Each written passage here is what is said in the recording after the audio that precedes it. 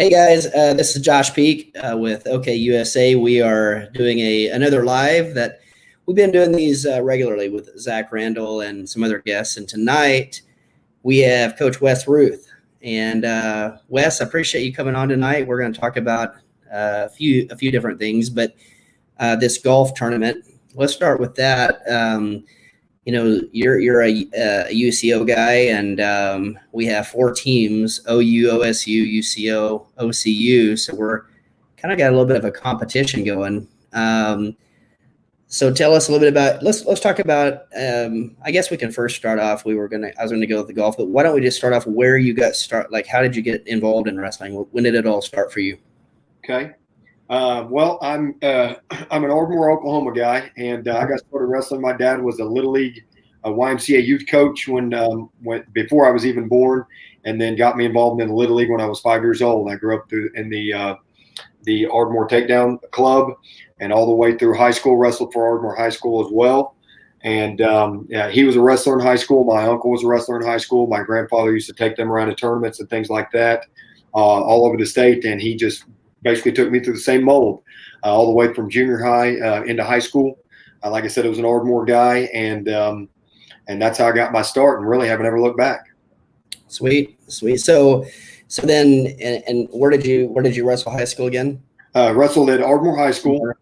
Wrestled for 2 different coaches at Ardmore High School. Wrestled for Ross Parmley, and then he left and took an administration job my sophomore year, and then I wrestled for Gerald Winters as well. Yeah, I know Ross. Ross is up here in Tulsa, and I think he's at University of Tulsa for a while, right? Yes, he was. We still keep in touch quite a bit. He's a good guy. Yes, he is. So you wrestled there at Ardmore. Talk about your high school career real quick. That obviously led into you going to University of Central Oklahoma. How did your high school career end up?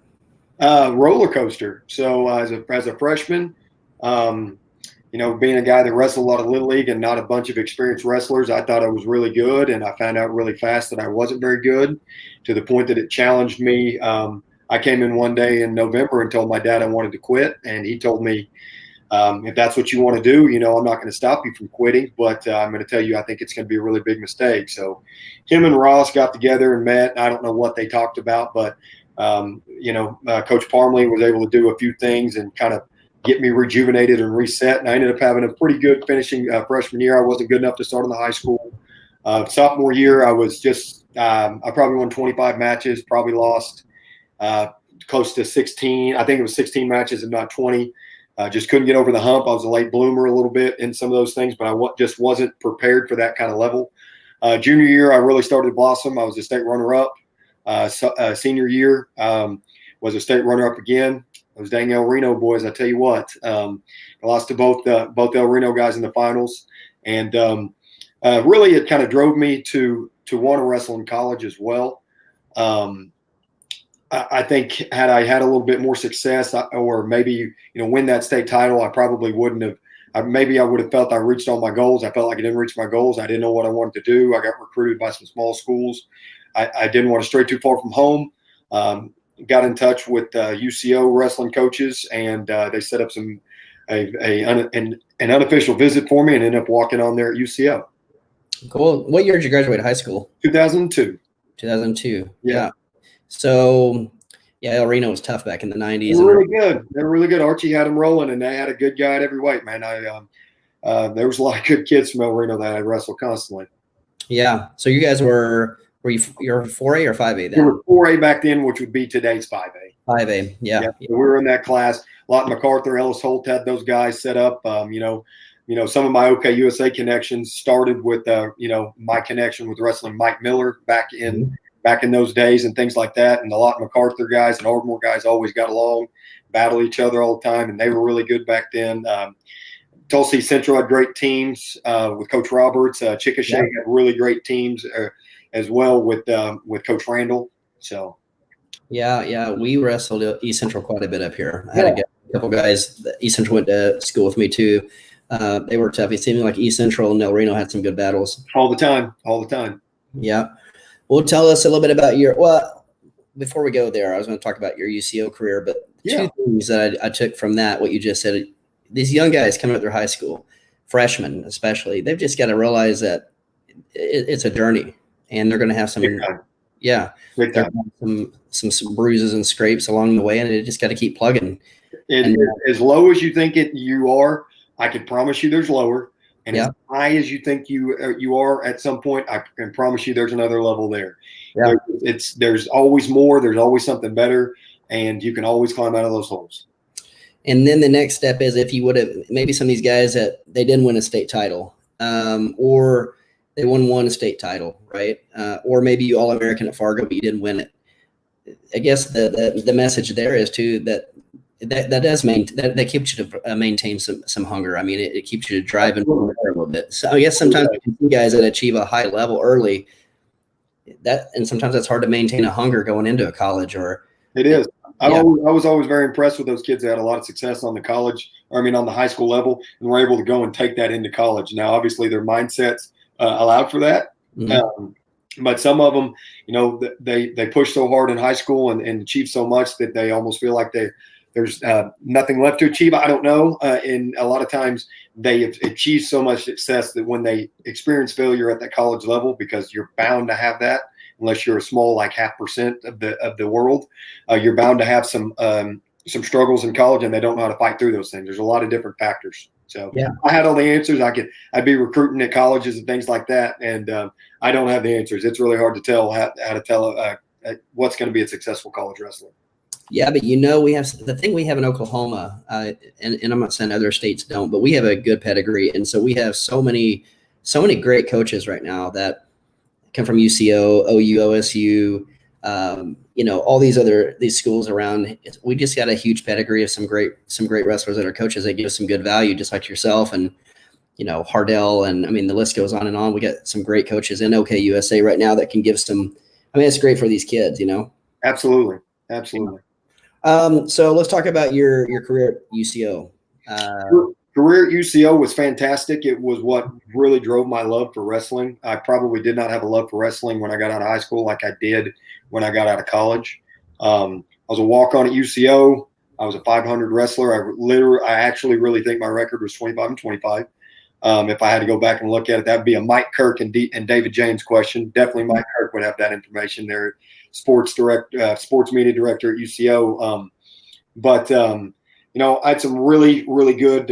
I found some really, really good college roommates that were very driven, and therefore living in that household, if you're not driven, you're not going to survive. Mm-hmm. I lived with Penn Phillips, Jared Hess, and Kyle Evans. Kyle Evans and Jared Hess were both All-Americans. Kyle Evans, probably one of the best wrestlers to come through UCO. We all looked up to our coach that was one time our teammate, Cole Province. He was one of the first guys we looked up to, but there were great assistants there as well. Sean Bateman, who's running our youth league, was there my very first year. Trent Monlocks, who was only there a few years. We still stay in touch today.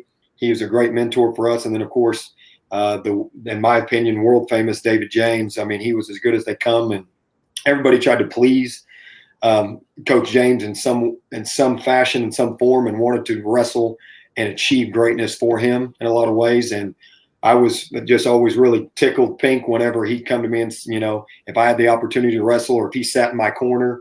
There were times when some guys would get hurt and I got the opportunity to wrestle, and I was almost baffled that he was asking me, but, felt really honored. If you go back and listen to Dan Gable's Competitor Supreme, and you listen to one of the Steiners, and he talks about how Gable will come through and give you a pat and say your shots look good, and it takes you to a new level of practice. David James had that same ability in a practice. If he could come over and talk to you for 3, 4, 5 minutes on something, or talk to you during your live, he could change the whole trajectory of your practice. It was pretty impressive. So, yeah, and Edmund Norris pretty blessed now to have very blessed in the room too. Yeah. Yep, absolutely. So, they come up to Tulsa, and he's good. I mean, he's legendary. I mean, really good. He's really good. He's great with positions. He's great with talking you through technique, and he can break the technique down for you really well. So. We have a comment here that says Joe Steiner, was an assistant there too. He was a grad assistant for 1 year, I think. There, my very first year, very first day I got to wrestle Joe live, he tried to break my fingers. So that was really nice of him. Yeah. Yeah, he was a hammer too. Yep, and I remember those days. That's a good guy. I mean, I grew up with Mark Henslick and Gabe Sullivan. Yep. That was there. So Those guys are famous UCO guys. yeah. So the next question is what made you make a decision or guided you towards being a wrestling coach and a teacher? Well, my college lifestyle and college career really led to that. We were fortunate enough to win a national title my first year there, which I had very little to do with. I broke my ankle first year. I was just happy to be on the team. And then that senior year, we were able to win a national title in 2007 as a team. I was not a part of the scoring. I wasn't a part of the starting lineup. My workout partner every day was Kyle Evans. My job was to show up to practice every day, whether I'm a starter or not, drill as hard as possible, wrestle him as hard as I possibly could, and make sure that he's ready to go. Another thing that I kind of took pride in was helping some of those young guys as they come in, like keeping them involved. I remember being a first-year guy and not knowing anybody and feeling out of place and not knowing what to do.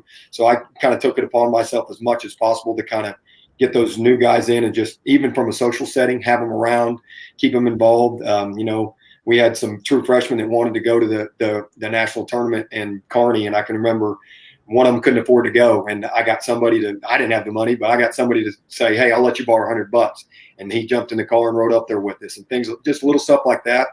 And just being around wrestling and seeing how it brings everybody together made me want to continue to do that. And I thought I had something to offer to kids, high school kids especially. My message to high school kids, and you can ask kids from Del City, that's where I was for the last 12 years. I would tell them every year how I was unprepared for the state finals as a senior, and I thought I was prepared.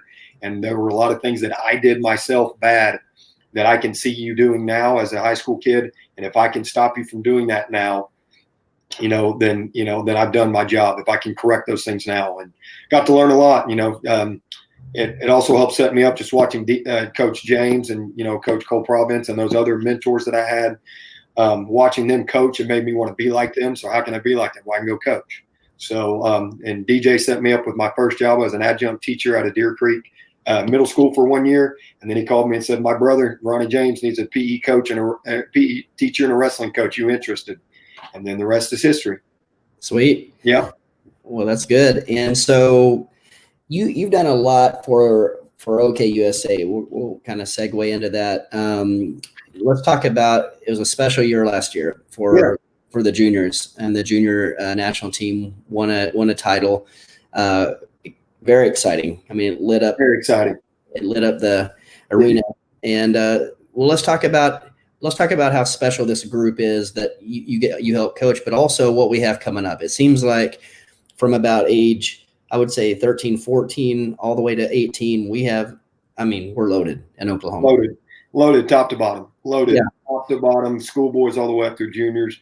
This is probably the most complete group of kids from schoolboys all the way to juniors. And I don't want to leave out the younger kids below that. I just know that from USA Wrestling standpoint, when it comes to duels and things like that, they've got those schoolboy duels on up. But we are as loaded as we've been top to bottom in a long time. So, talking about OKUSA, I'll take a short excerpt. I'll try to keep this short, but getting involved with them was a real blessing for me. It took my coaching game to another level, in my opinion, and it gave me the ability to work with the best coaches in Oklahoma. In my opinion, some of the best coaches in the nation.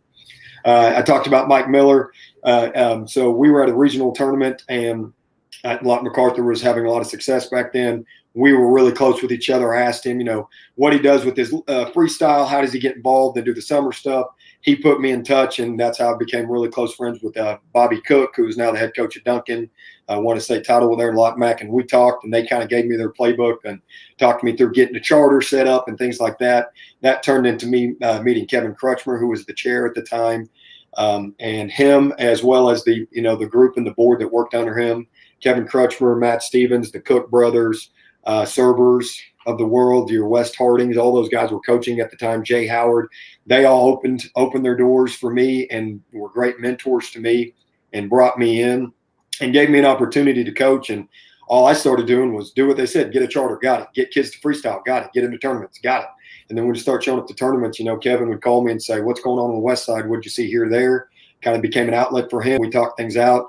I volunteered at junior duels, I think in 2014, just came to practices, showed up and worked out with the kids and kind of helped where I could. And then they ended up taking me to Fargo that year. And the rest is history, just kind of putting in the work and putting in the time as much as I possibly could and just trying to learn from those guys. And like I said, they welcomed me with open arms. It was fantastic.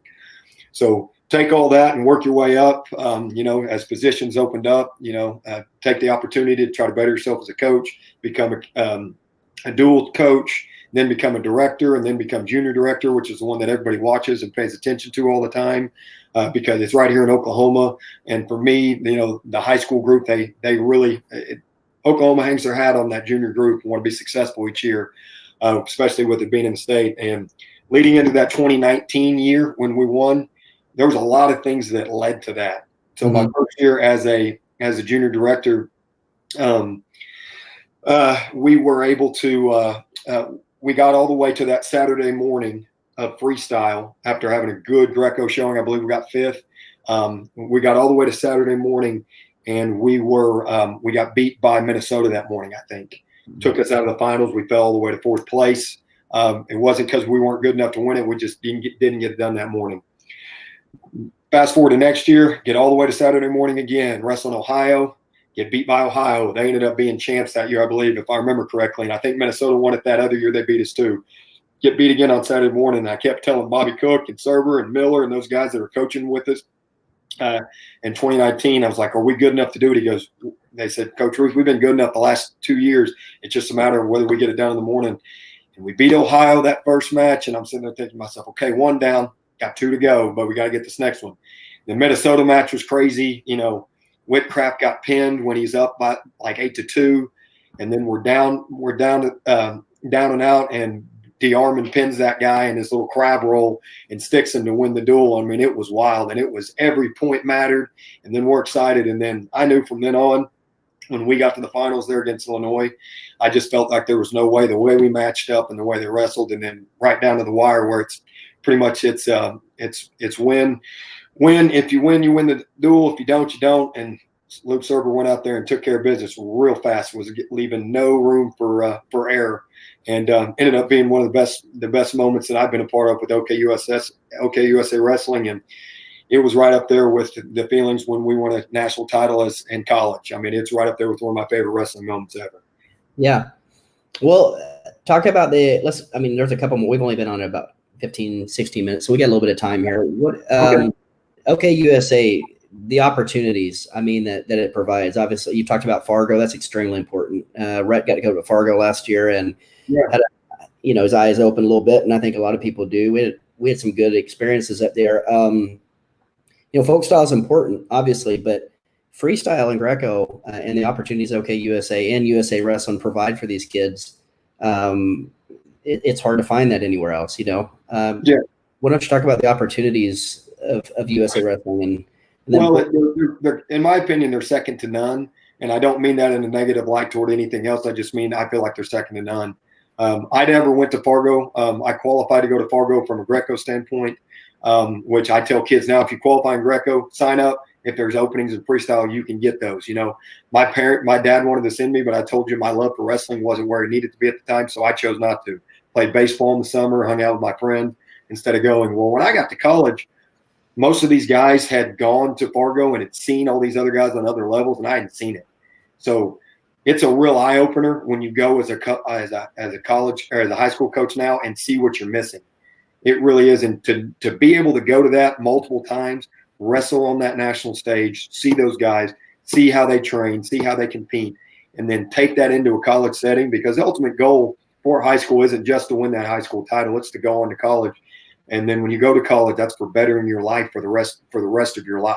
And wrestling can help you do that. And to be more prepared for it, going to Fargo, wrestling duels, doing any of those things it's vital. It really is, because you just get to see all of the different styles. You get to see all of the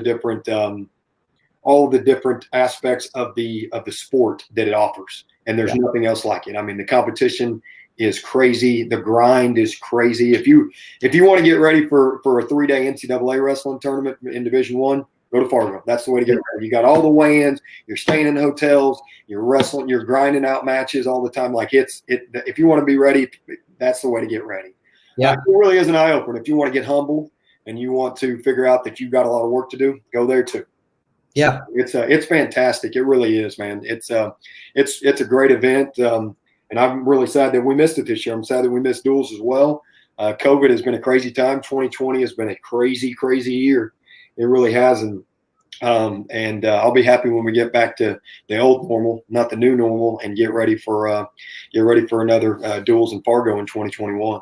Yeah, I'm with you. I think if these kids just stay focused and the parents, coaches, they stay focused, it to me, it's just about it's going ahead and getting prepared right now. So when it does start up, we're ready to go. I would say don't wait till we get the go ahead. Let's just get ready right now and be ready. Absolutely. Yeah. Absolutely. So the last thing is real quick. Again, we talked about to everybody who's watching right now. You can see all the social media down here at the bottom, the scrolling, our Twitter, Facebook, YouTube.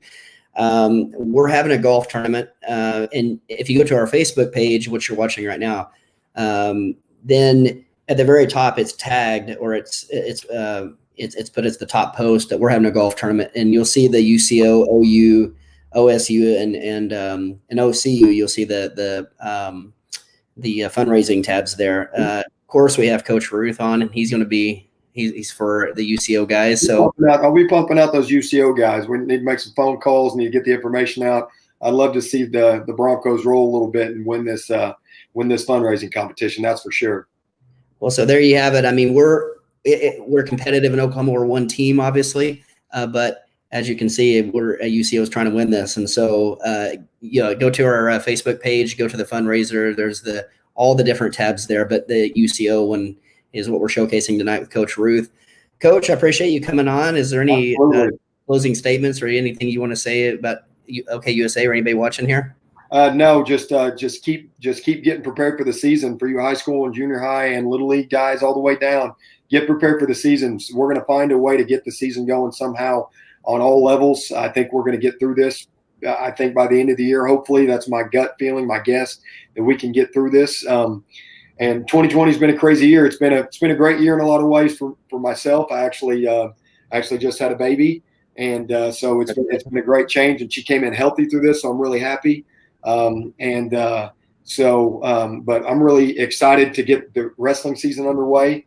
I'm really excited to see kids back on the mat and everything. So just be patient for that golf tournament. Yeah, you need teams of 4. It's $500 a team, which is $125 a man, as well as the fundraising. Start reaching out to your fellow teammates and or your former teammates and alums from your wrestling schools, and start getting those donations in. We want to have a really good turnout for that thing, and hopefully weather cooperates. The weather in October is usually pretty good, so love to see everybody there in Cushing at that golf tournament. Find any information, and if you got any questions, post on the Facebook page, and we'll be able to get to you.